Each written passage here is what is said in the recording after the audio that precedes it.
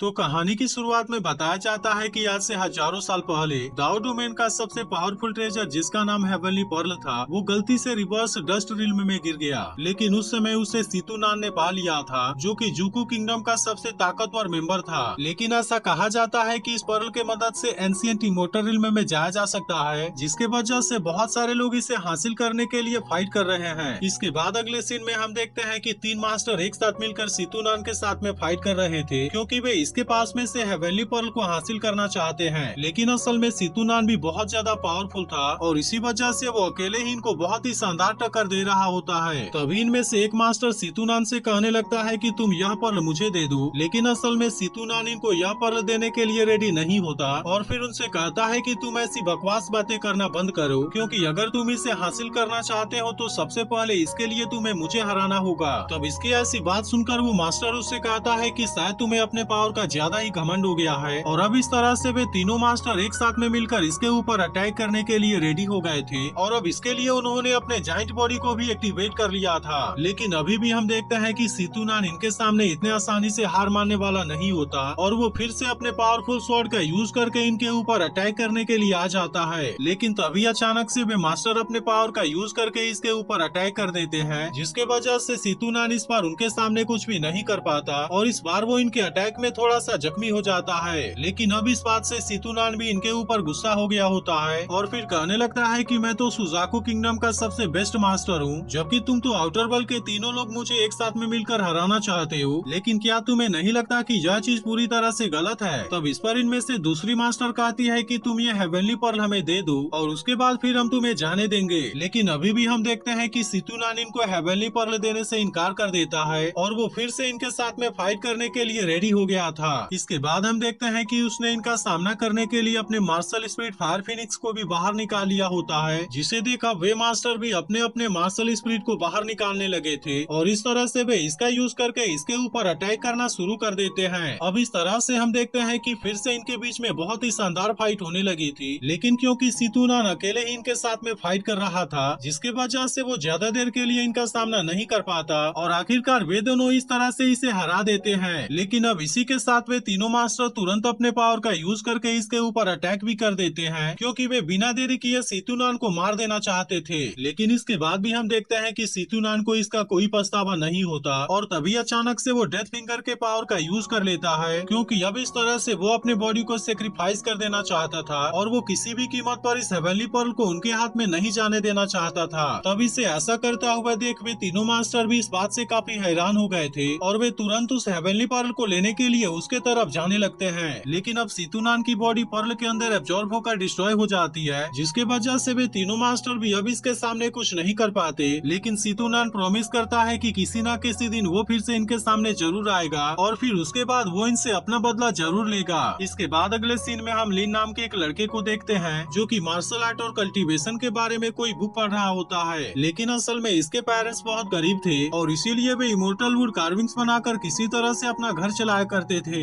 लेकिन तभी इसी वक्त इनके घर पर कोई आदमी आ जाता है, क्योंकि लिन के पेरेंट्स ने उससे कर्जा लिया था और इसीलिए वो इस मंथ का अपना इंटरेस्ट लेने के लिए आया होता है। इसके बाद हम देखते हैं कि उसके आदमी इनके जमा किए हुए पैसे को लेकर जाने लगे थे, जिसे देख लिन के फादर उनके सामने ऐसा ना करने के लिए रिक्वेस्ट करने लगते हैं, क्योंकि उन्होंने इन पैसों को लिन के एग्जाम के लिए किसी तरह से जमा किया था। लेकिन हम देखते हैं कि वे लोग इनकी कोई भी बात मानने के लिए रेडी नहीं होते और इसके अलावा वो इनके साथ में मिसबिहेव भी करने लगे थे। तभी वो आदमी लिन के फादर से कहता है कि अगर तुम क्लैन के कर्ज को नहीं चुका सकते तो फिर इसके बाद तुम किसी फ्यूचर के बारे में कैसे बात कर सकते हो। अब ऐसी बातें कहने के बाद वो आदमी यहाँ से जाने लगा था, लेकिन तभी लिन की मदर उससे कहने लगती है कि प्लीज तुम हमारे साथ में ऐसा ना करो, क्योंकि इसके वजह से हमारा बेटा एग्जाम में पार्टिसिपेट नहीं कर पाएगा और इस तरह से इसका फ्यूचर पूरी तरह से बर्बाद हो जाएगा। लेकिन इस पर लिन अपने पेरेंट्स से कहता है कि आपको यह सब करने की कोई जरूरत नहीं है, क्योंकि मैं आपको किसी के सामने घुटने टेकते हुए नहीं देखना चाहता। तब इस पर वो आदमी इनसे कहता है कि तुम अगले मंथ का इंटरेस्ट भी रेडी रखना और फिर वे लिन के फादर को धक्का देकर यहाँ से चले जाते हैं। जिसके बाद हम देखते हैं कि लिन के फादर इस बात से काफी उदास हो गए थे और फिर वे कहने लगते हैं कि पहले तो हमारे वांग फैमिली ने भी हमारे साथ में अन्याय किया था और इसके अलावा अब तो हम इस कर्ज के चक्कर में भी फंस गए हैं। तभी लिन की मदर रोते हुए उससे कहने लगती है कि अगले साल तुम कंट्री एग्जाम में पार्टिसिपेट नहीं कर पाओगे, लेकिन आखिरकार अब हम भी इसमें तुम्हारी कुछ मदद नहीं कर पा रहे और इसीलिए तुम हमें इसके इसके लिए माफ कर देना। लेकिन तभी हम देखते हैं कि लिन के फोर्थ अंकल यहाँ पर आ जाते हैं, जिसे देख लिन के फादर उससे पूछते हैं कि तुम यहाँ पर क्यों आए। तब इस पर फोर्थ अंकल कहते हैं कि मैं इस बार यहाँ पर किसी जरूरी काम से आया हूँ। और इसके बाद वो इनसे बताते हैं कि हमारे जावा किंगडम में हेंग्यू सेक्ट इमोर्टल कल्टीवेटर का एक नए डिसाइपल्स को रिक्रूट कर रहे हैं। इसीलिए फोर्थ अंकल चाहते हैं कि लिन भी इसमें पार्टिसिपेट करे, क्योंकि इनके वांग फैमिली के पास में भी 3 कोटा है। लेकिन अब इसके बारे में सुनकर लिन के पेरेंट्स काफी उदास हो जाते हैं, क्योंकि उन्होंने सुना था कि इमोर्टल्स कल्टीवेटिंग बहुत ज्यादा खतरनाक है, और वो इतना ज्यादा खतरनाक है कि वे लोग इसके बारे में इमेजिन भी नहीं कर सकते, जिसके वजह से ही वे अपने बेटे लिन को वहाँ पर जाते हुए नहीं देखना चाहते, क्योंकि वहाँ पर इसके साथ में कुछ भी हो सकता है। इसीलिए वे डिसाइड करते हैं कि वे फिर से किसी तरह से अपने बेटे के लिए पैसे को जमा करेंगे, ताकि वो अगले साल के यहाँ के कंट्री एग्जाम के अंदर पार्टिसिपेट कर सके। लेकिन तभी हम देखते हैं कि लिन इसमें पार्टिसिपेट करने के लिए रेडी हो गया था, और इसीलिए वो अपने पेरेंट्स से कहने लगता है, मैं नहीं चाहता कि आपको कोई इस तरह से बुली करे, और इसके अलावा मैं आपको इतना ज्यादा मेहनत करते हुए भी नहीं देखना चाहता, और इसीलिए मैं इमोर्टल सेक्ट में एंटर करने के लिए ट्राई करना चाहता हूँ, क्योंकि अगर एक बार मैं वहाँ का डिसाइपल बन गया तो फिर उसके बाद कोई भी आपको बुली करने की हिम्मत नहीं करेगा। तभी हम देखते हैं कि फोर्थ अंकल भी लिन के फादर से इसके लिए मान जाने के लिए कहते हैं, जिसके बाद लिन भी अपने पेरेंट्स से कहता है कि मैं आपको निराश नहीं होने दूंगा और मैं इसके लिए अपना बेस्ट दूंगा। जिसके बाद हम देखते हैं कि आखिरकार लिन के फादर भी इसके लिए मान गए थे, और वे लिन को लेकर वांग फैमिली के मेंशन की तरफ जाने लगते हैं। लेकिन इसी के साथ वे रास्ते में उससे कहते हैं कि वहाँ से मुझे निकाल दिया गया था, और मैंने कभी नहीं सोचा था कि फिर से मुझे वहाँ पर जाना पड़ेगा। इसीलिए वो लिन से कहते हैं कि तुम उनके किसी भी बात को सीरियसली मत लेना। इसके बाद हम देखते हैं कि लिन अपने पेरेंट्स के साथ वांग फैमिली के मेंशन में आ गया था, जहाँ पर वांग हाउ इसे देखते ही काफी खुश हो जाता है। इसी के साथ हम यहाँ पर वांगजू को भी देखते हैं, जो कि इन तीनों में सबसे ज्यादा टैलेंटेड था। तभी कुछ देर के बाद इनको लेने के लिए एक इमोर्टल भी यहाँ पर आ जाता है, जो वांगजू को देखते ही कहता है कि तुम तो सच में बहुत ही टैलेंटेड लग रहे हो, और मुझे लगता है कि इसीलिए अंकल डाओसू ने तुम्हें फेवर किया था। जिसके बाद अपनी तारीफ सुनकर वांगजू इसे थैंक यू कहता है। लेकिन तभी हम देखते हैं कि इस इमोर्टल ने अपने और भी 3 स्वॉर्ड को बाहर निकाल लिया था, क्योंकि वे इसी की मदद से फ्लाई करते हुए यहाँ से जाने वाले थे।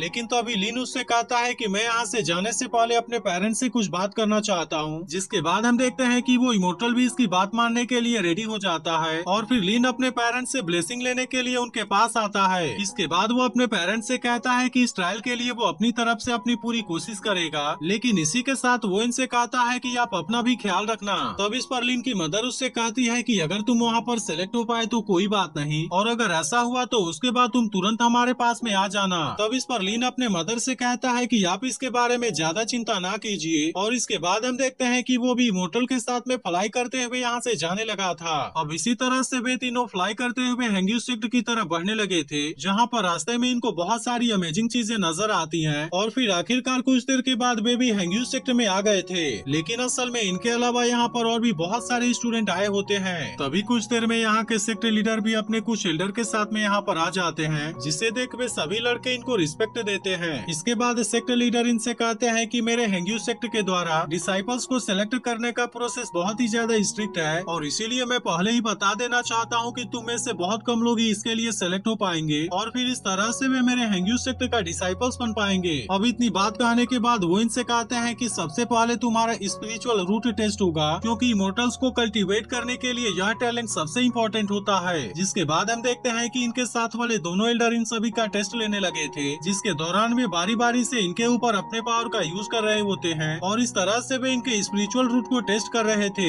लेकिन हम देखते हैं कि काफी टाइम तक भी इसमें से कोई इसके लिए क्वालिफाई नहीं कर पाता, और फिर इसके बाद इसके लिए वांगजू की बारी आती है। तब इसके स्पिरिचुअल रूट को टेस्ट करने के बाद वो एल्डर उससे पूछता है कि क्या तुम वांगजू हो, जिसके बारे में ब्रदर डाओसू ने मेंशन किया था। जिसके बाद हम देखते हैं कि वांगजू इस तरह से इसके लिए क्वालिफाई हो गया था, और फिर इसके बाद इस टेस्ट के लिए वांग हाओ की बारी आती है। लेकिन हम देखते हैं कि वांग हाओ अचानक से इस एल्डर की तारीफ करने लगा था, जिसे देख वो एल्डर भी उससे कहता है कि तुम तो बहुत ही स्मार्ट लगते हो। जिसके बाद हम देखते हैं कि वांग हाओ उसे 300 साल पुराना गैनोडर्मल लूसीडम देता है, और फिर कहता है कि मैं तो इसे स्पेशली आपके लिए ही लाया था। अब इस तरह से हम देखते हैं कि वांग हाओ उस एल्डर को इम्प्रेस करने में कामयाब हो जाता है, जिसके बाद वो एल्डर इसे भी क्वालिफाई कर देता है। अब इस तरह से हम देखते हैं कि कुछ देर के बाद लिन के टेस्ट की भी बारी आती है, जिसके वजह से वो भी इसमें क्वालिफाई नहीं कर पाता। इसके बाद हम देखते हैं कि लिन इस बात से काफी उदास हो गया था, क्योंकि उसे लग रहा था कि वो अब अपने पेरेंट्स के लिए कुछ भी नहीं कर पाएगा। लेकिन तभी सेक्टर लीडर कहते हैं कि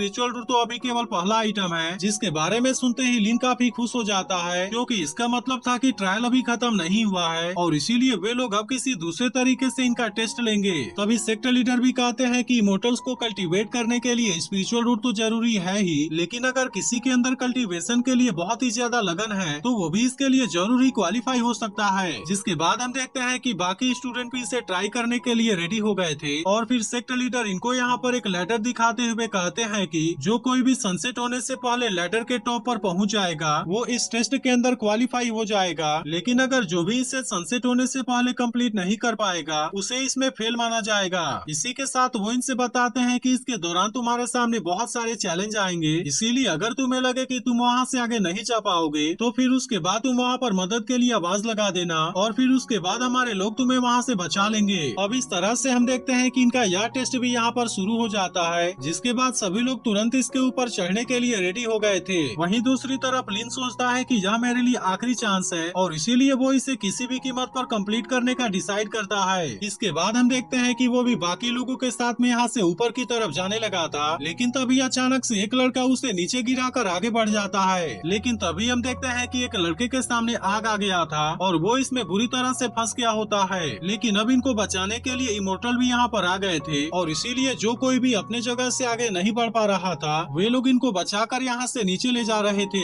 अब इसी तरह से हम देखते हैं कि कुछ के ऊपर अचानक से पानी गिर रहा था तो कुछ लड़कों को अचानक से बिजली के झटके लगने लगे थे, जिसके वजह से वे लोग इसमें फेल हो जाते हैं। लेकिन वहीं दूसरी तरफ हम देखते हैं कि लिन बुरी तरह से जख्मी हो गया होता है, लेकिन इसके बाद भी वो यहाँ से आगे बढ़ने की अपनी पूरी कोशिश कर रहा था और तभी अचानक से वो एक ऐसे जगह पर गिर जाता है जहाँ पर उसके चारों तरफ का जगह लावा से ही भरा हुआ होता है। लेकिन अभी भी हम देखते हैं कि वो किसी भी कीमत पर हार नहीं मानना चाहता था और इसीलिए वो इतने खतरनाक लावा होने के बाद भी इसमें आगे की तरफ जाने लगता है। लेकिन अब इसके वजह से इसमें इसकी हालत बुरी तरह से खराब होने लगी थी, जिसके वजह से वो ज्यादा समय के लिए यहाँ पर कुछ भी नहीं कर पाता और फिर अचानक से वो इसके अंदर डूब जाता है। लेकिन इसके बाद भी हम देखते हैं कि उसमें इसने हार नहीं माना था और वो किसी तरह से तैरते हुए इसके किनारे पर आ जाता है, जहाँ पर हम देखते हैं कि वे लावा इसके बॉडी से अपने आप ही गायब हो गए थे और इसी के साथ वो लैडर भी अब इसके बिल्कुल सामने होता है। लेकिन इसके बाद हम देखते हैं कि लिन जैसे ही यहाँ से दौड़ते हुए आगे जाता है उससे पता चलता है कि वहाँ पहुँचने के लिए तो कोई भी रास्ता नहीं है और अब इसके बारे में सोचकर वो काफी उदास हो जाता है। लेकिन इसके बाद भी हम देखते हैं कि उसके अंदर इमोर्टल बनने का जुनून भरा हुआ था, इसीलिए वो डिसाइड करता है कि वो इसमें किसी तरह से कामयाब जरूर होगा और फिर इसी के बारे में सोचकर वो जैसे ही अपने कदम को आगे बढ़ाता है उससे पता चलता है कि यहाँ पर नीचे तो एक इंडिविजुअल सपोर्ट बना हुआ है जिसका यूज करके वो आगे की तरफ जा सकता था। इसके बाद हम देखते हैं कि वो इसी तरह से आगे बढ़ते हुए लैडर के तरफ जाने लगा था, लेकिन तभी अचानक से इसके सामने एक इंडिविजुअल दीवार भी आ जाती है, जिसके वजह से अब वो यहाँ से आगे नहीं बढ़ पाता। इसके बाद हम देखते हैं कि वो इसे तोड़ने के लिए अपनी पूरी कोशिश भी करता है, लेकिन आखिरकार वो इसके सामने कुछ भी नहीं कर पाता। तभी यहाँ पर अनाउंस होता है कि टाइम भी अब खत्म हो गया है और इसीलिए तुम्हारी सारी कोशिश इसके सामने बेकार है। जिसके बाद हम देखते हैं कि इस बात को सुनकर लिन वहाँ से कुछ पीछे आता है, लेकिन फिर अचानक से वो इसे तोड़ने की कोशिश करना चाहता था, जिसके वजह से वो इस दीवार से टकराकर यहाँ से नीचे गिर जाता है। लेकिन फिर अगले सीन में हम देखते हैं कि लिन किसी मिस्टीरियस जगह पर पहुँच गया था जहाँ पर